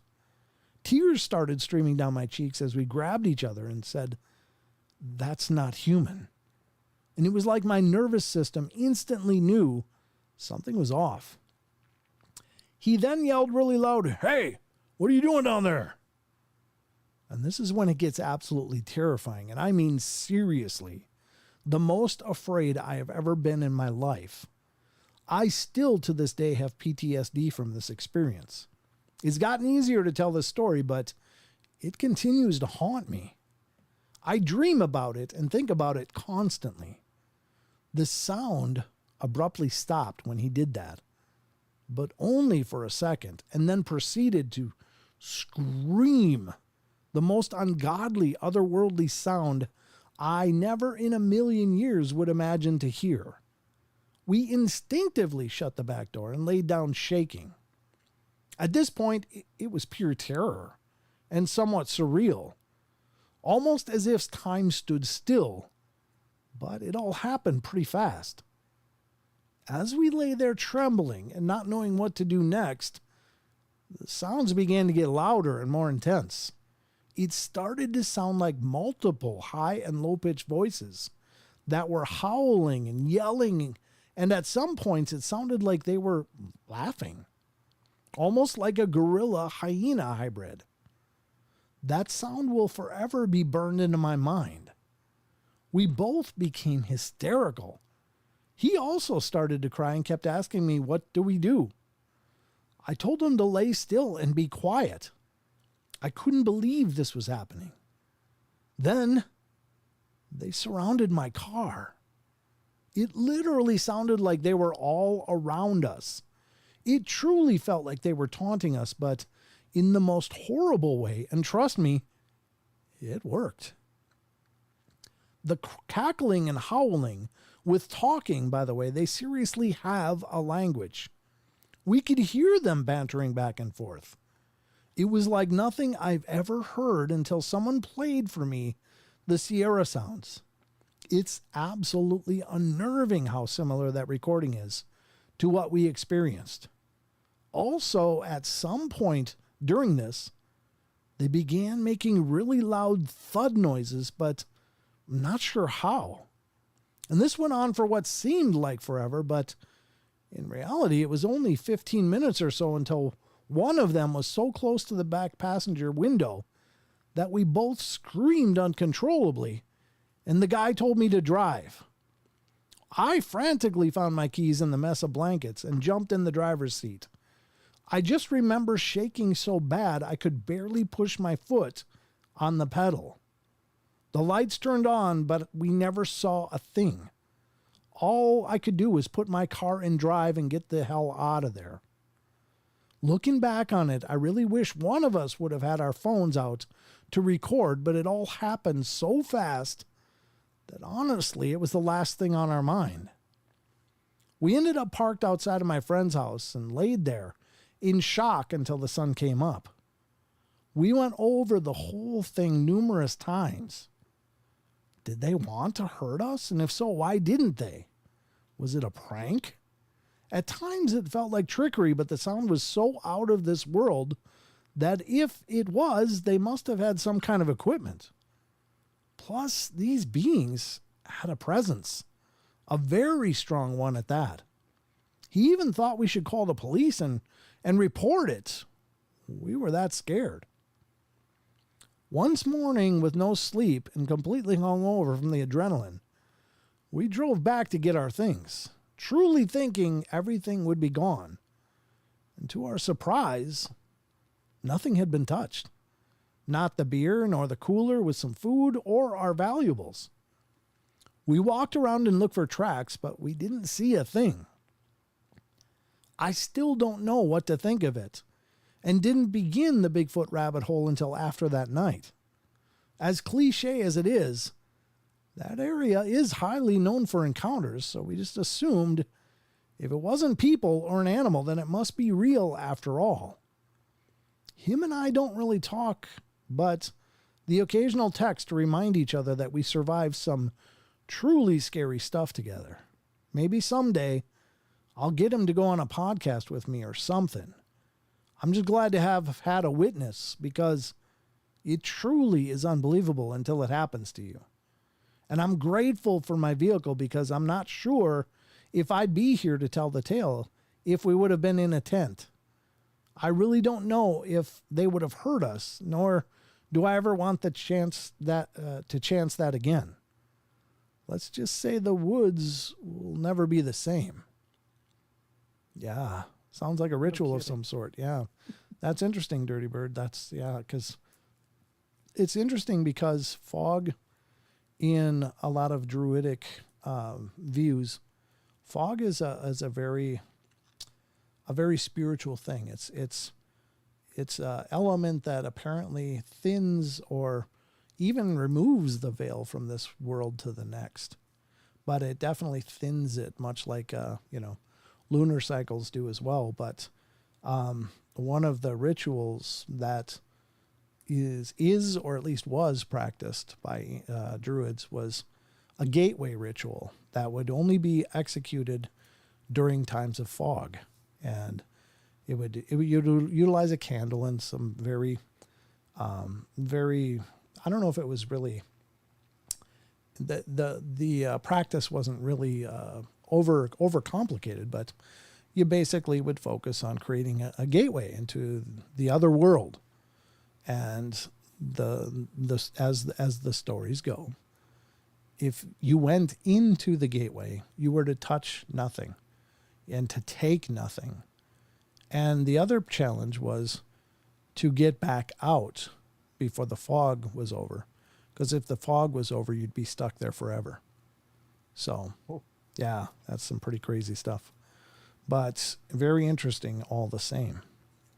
Now, if I'm remembering correctly, he did mention the Sierra sounding very similar to what he heard. Is she? Yeah, I think it's a she. She rather. Yeah. She rather. Yeah. Were the Sierra sounds the sound of the samurai chatter? Is that the one I'm thinking of? Yep. Thought so. Okay. Yeah. I wonder if I can find it. I had Ron Moorhead on the podcast years ago, and he sent me the originals. Well, a copy of his originals, but I wonder if I have them. It'd be great to compare, especially for anyone who's maybe hearing this for the first time. If you've not heard it, come on, where would it be? Would it be in sound files? Maybe, let's see. Might be in show files. Let me go to the other hard drive here. I'm just seeing if I have it, because it would be good to play those now. I should maybe pre-read these things so that if I have materials like that to continue to add to what we're reading, that can be beneficial to the presentation for sure. That is a good idea. It is, but you'd think I would think about it, but no. Didn't think about it. I don't know. I wish I thought. Sorry, this is bad planning on my part again, but just wanted to see. Was it YouTube episodes? Maybe. I thought it was in the live stream. Why isn't it not in there? Let me go back to the other hard drive. Not podcast. Maybe it is podcast. Let me just look. Because I think he was actually on the live show first when we talked about the Sierra Sound. So it must be in the other folder here. I'm just going to look again. Sorry, folks. I just want to see if I got those files, because I'd love to play those for you. I mean, they're easy enough to find if you go online on YouTube and just look up the Sierra Sounds. Found it. Yeah, I'm sure you did, but they're not the ones that I have. No, I've been looking. I'm just going to look through these files. Well, you can certainly play what you got, but I don't want to hear the any. If it's from somebody's channel, be careful, because I don't want to rebroadcast their commentary. No, they're not. It's just no commentary at all. Okay. Well, go ahead and play it. I'm just skimming it, just making sure. Okay. Where in the world?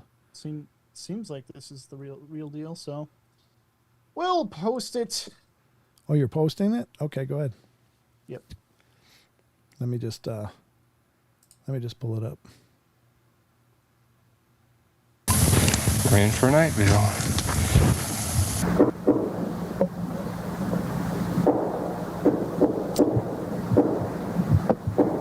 Some serious tree knocking from Mel Blanc 222.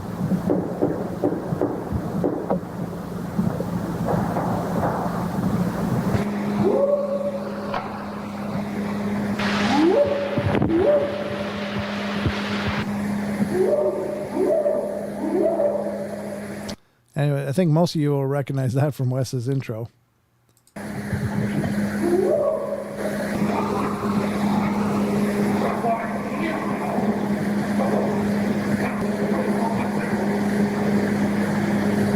You trying to talk to this? I like the lighting.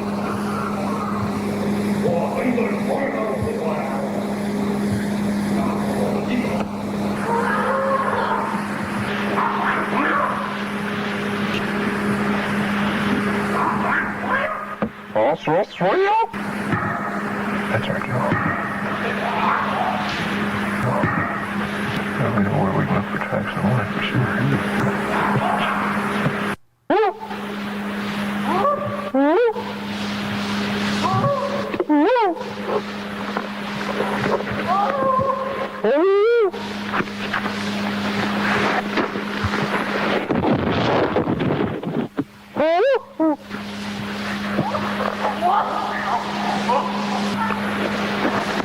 Can you just imagine being in the deep woods and hearing that going on around you? I mean, that if there's ever a high pressure moment, that's got to be it. You know, like, oh, that's a scary stuff. There's some really good ones out there. I don't want to play this person's entire video, but even though I'm sure they must have gotten permission, and I've certainly had permission and have played, I would just suggest, if you haven't heard the Sierra Sounds, go and check out the episode I did with Ron Moorhead on the podcast. Just look for it. You'll find it. I think it was season 1, but it might have been season 2.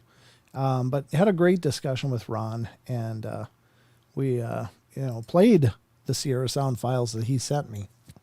And I know they're here on my hard drive forest somewhere, but it's a mess. It's just a big mess. I've got files everywhere. I thought I was being so organized as I did. I'm like, oh, I labeled this and this.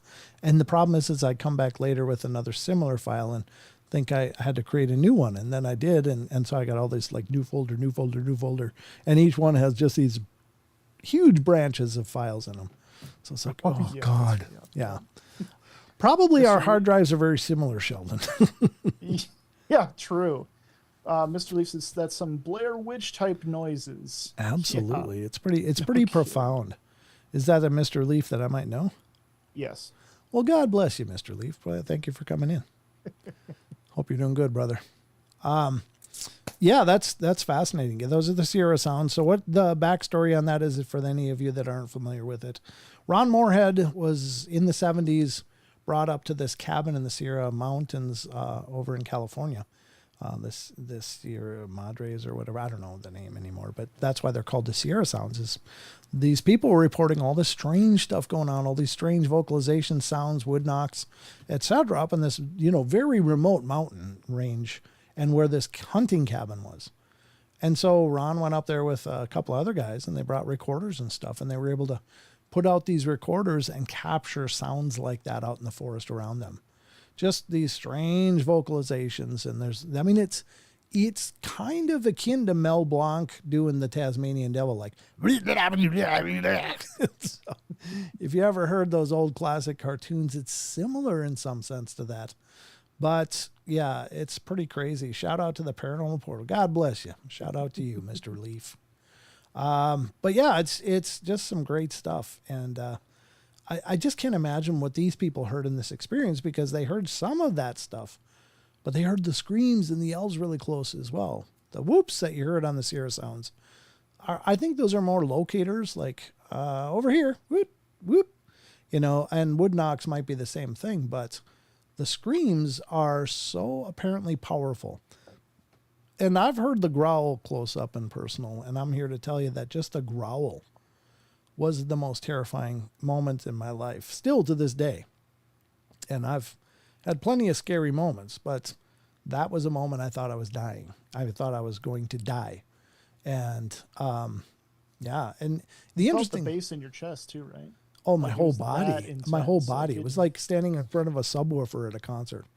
It's like, and it's just such a deep, powerful noise, and how big and how resonant it was. It was just like, whatever made that noise was just out of my comprehension. I had no idea what to do with that for decades. After that, I was just like, what makes that noise? Nothing fit. And it wasn't until I was learning about Bigfoots, in decades after, and then I started to know what signs were attributed by them. And you were with me when we went up in the forest and found that structure and the weird dugout structure behind those boulders up on the side of the bluff. Yeah, that was very interesting. Interestingly enough, I brought Oliver up there one time to see it too. Yeah. Years later. Well, not years later, just maybe a year later. And I think he was maybe about 9, maybe 10. Mm. And we hiked up there, and he said, Dad, I don't like it up here. I'm like, why? He goes, I feel like we're being watched. I feel like something's watching me. And he wasn't into Bigfoot or anything. So I was like, really? And why I didn't pick up on that, I don't know. Maybe it's just because I'd always been in those forests as a kid. So I just detuned that part. But I showed him that structure. And by the time we got to the structure, he's like, okay, I feel better. Like, we're not being watched anymore. I'm like, oh, okay, cool. So maybe they abandoned the structure after you and I found it. I don't know. But crazy. Okay, they know we're here. Goodbye. Yeah. I mean, he really was agitated. Like, can we go now? I'm like, wait, we're almost there. And I, kept pushing him until we got there. So, but in hindsight, maybe I shouldn't have, but I didn't feel it. The child. What? They were what? Terrifying the child. No, I'm kidding. I know. I just thought it was really interesting. And I wanted to show him that, because for me, that was a huge moment. And, to find something like that up there, I just, like, wow. So very cool. Anyway. Yeah. What time is it? Oh my God. It's almost time. Time is blown. I have Quantum Bigfoot book. Oh, very cool, Rachel. Yeah, Ron Moorhead's book, The Quantum Bigfoot. And Ron has a few books out there. He's just a fantastic guy. I've interviewed him a few times. The first time I interviewed Ron Moorhead was on Bigfoot Odyssey with Carrie Arnold and Daniela's show. And it's just because Carrie couldn't be there. So I was asked to step in and do the show with Daniela. And I really enjoyed talking to Ron. I was like, man, I wonder if he'll come on the portal. And then I reached out to him. He's like, sure. I mean, Ron is just so nice like that. And my show was very small at that time. Well, at least considerably smaller than it is now. But, it was just really cool. And wonderful guy, some incredible insights. And, to hear the experiences from him firsthand were just fascinating. So Yeah. Fantastic stuff. But anyway, had to ride in on horse track. Really remote. Yeah, exactly, Justin. Yeah, they didn't. Yeah, the Sierra, where the Sierra sounds were recorded, that wasn't like off of a highway by a couple miles or on a logging road. They literally had to ride horseback for hours and hours and hours, and maybe even days to get there. I can't remember what he said, but Wow. it's that remote. So it's not like there's a bunch of teenagers like, hey, the campers are back, let's go. You know, it's like very, very incredible stuff. Yeah, Ron is very low-key in his interviews. He's really a wonderful guy. But yeah, that's in the archives of the Paranormal Portal podcast if you want to check it out. It's also here on YouTube. You could watch the video of it if you can find it. It's probably on the Bigfoot playlist somewhere. But I've got over 1,500 videos on YouTube now, so I don't know. It's kind of like my hard drive, except in YouTube form. YouTube's your hard drive. There you go. Yeah, I've made attempts to go back and look for episodes, but I'm like, I can't do it. I don't know where they are. And it's just like page 1, page 2, page 500. It's like, oh God, it's going to take forever. Yeah. So, yeah, I've kind of given up trying to locate old episodes because they're out there. Yeah. That's why I love like Maggie and several other listeners who's listened to the show for years, because they usually know where to start better than I do, you know, and they help find things. So that's wonderful. And Rachel as well. So. Oh yeah, that's on page 32. Yeah, they just put a link in Discord for me. Hey, can you guys find this one? Boom, somebody will put it up there. It's like, oh God bless you guys. Thank you. So, all right. So I guess that's my philosophy, Dirty Birdie. What's your philosophy? What is it? Elaine Clifford, I was told on good authority to not do any communication. With what? I'm guessing with Bigfoot. I don't know. That's curious. I'd like to know what long, short, and close communication. I wouldn't talk back to them. Might mess up and yell, yo mama by accident.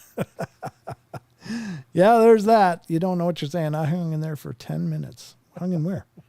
Where'd you hung into, Tommy?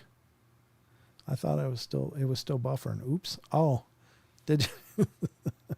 Well, God bless you for sitting it out and not losing us, brother. But yeah, I think that's going to about wrap up the show, guys. I'll be back tomorrow night. Nobody's joining me tomorrow night, so it'll just Solo dolo. Unless you want to join me, Sheldon, the door's always open. Just saying. We shall see. That's what you said last time too. Yeah, and I did see, and it just didn't work. I did see though. We did see that you weren't here. Exactly. You all saw I wasn't here. Yeah, exactly. You shall all see. No, it's great to have you here, though, buddy. Thank you for joining me. Of course. And thank you, Mr. Leaf, for tuning in. It's good to see you. It's been a long time. Mr. Leaf. Mr. Leaf. Great to see you, Mr. Leaf. Hope everything's good for you and good for all of you. Thank you all for joining us here on the portal. And I really appreciate all of your love and support. Thank you so much. And I hope you guys are doing great. And I hope you'll come back tomorrow and bring a friend. Tomorrow's Bring a Friend night. Yeah, just saying. So you got to bring a friend. I brought Sheldon tonight, so I was a day early. But I brought Mr. Leaf. And I brought Jimmy on Wednesday, so I'm two for three. And you brought Mr. Leaf. That's true. So kind of. He showed up. It counts. It counts. It counts. Yeah. Thanks for showing up. Thank you all for showing up, though. I appreciate it. Sorry, it's kind of a schizophrenic show in many ways, but it was some weird news, and that kind of threw me all over the place. I don't pre-read anything on this show, ladies and gentlemen. I pull up headlines, I pull up articles, and I read them with you. I don't pre-read any of this.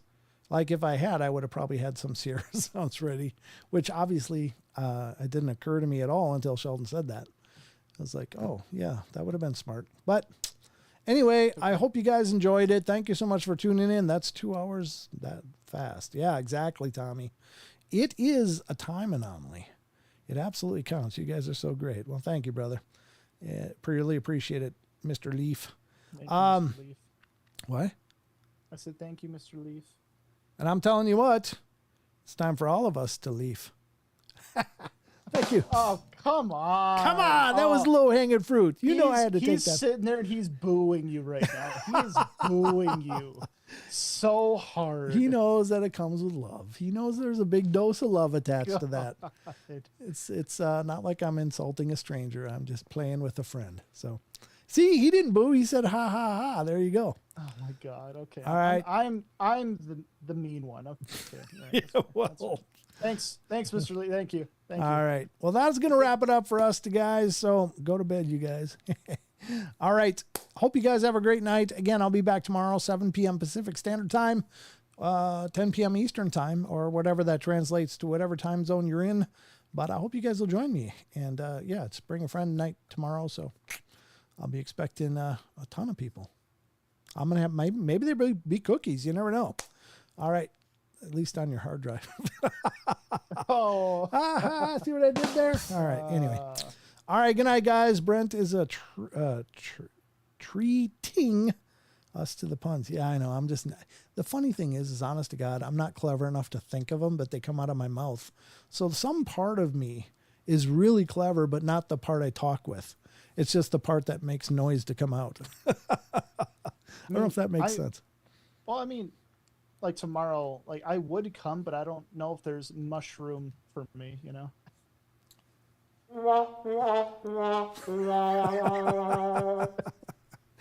All right. Anyway, it's time to go. Good night, everybody. Take care. Remember, Sheldon, what do you got to say in closing? All right, guys, don't forget to, we do have a Discord channel, discord.gg/paranormal portal. I put it in chat. Great community, great threads, great discussions over there from the best community on YouTube. But also, don't forget to visit the webpage at paranormalportal.net, where you can keep up to date on new episodes. And when we're live as well, is if you have an amazing experience to share it, schedule your own interview right on the website. There it is. All right, guys, good night. There's the fungus among us. All right, good night. Remember, we love you all. Be good, be kind, be nice. Take care of each other. Help each other out. Find the magic in every day and remember to laugh as much as you can. And I'll see you tomorrow night. Until then, take care of yourselves. With love.